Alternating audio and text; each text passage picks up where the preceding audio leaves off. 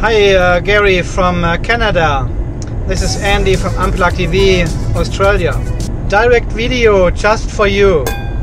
I just want to show you the EV average you have shown in your last video of 18.9 kilowatt hours per 100 kilometers. This is not the average consumption of your trip. Don't get fooled with this figure here on the dashboard. This figure is only for the last 1000 meters. So every kilometer on your odometer, this figure will change. It gives you the average EV consumption of the last 1 kilometer. So this 18.9 kilometers shown on in your video was only for the last kilometer driven, not for the whole trip.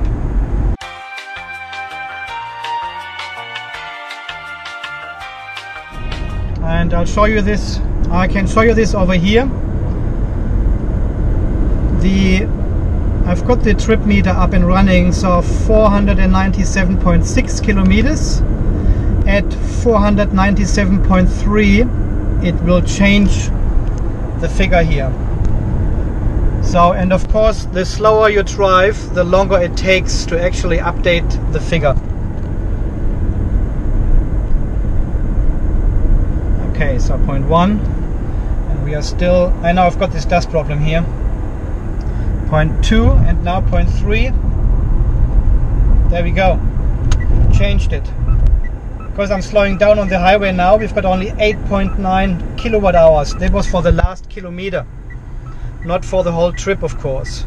If you drive very slowly before you come home, you will have an amazing EV average, but only for the last kilometer. So check this one out. And only the dog shows you the average kilometers of the whole trip on the left hand side. So 20.2 kilowatt hours per 100 kilometers on my way home, on my commute from work back home. And this is the only reliable figure you get. So you have to have the dog running for the trip to measure your average kilowatt hours per 100 kilometers. So at the beginning, when I got the PHEV new, I got fooled around as well with the average EV consumption on the dashboard, until I found out it's only for the last kilometer. The consumption actually showed only 6.5 kilowatt hours per 100 kilometers when I arrived at work. And I said, well, Andy, you are driving like a young god, really. You really have mastered this car to get around with 6.5 kilowatt hours per 100 kilometers for my commute. And this was only because the last kilometer to the car park, where I usually leave the car for the day, it's a very slow driving through the town over there. And this leads to 6.5 kilowatt hours per 100 kilometers. But this is not the overall consumption for the trip.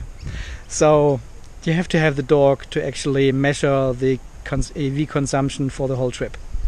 And after all this measurement with the PHEV, a cool pool is the right thing to finish the day. Isn't it, Gary? My hot tub is a little bit larger than yours. At least the things we have in common, Gary, is we don't have pants on when we go in the tub.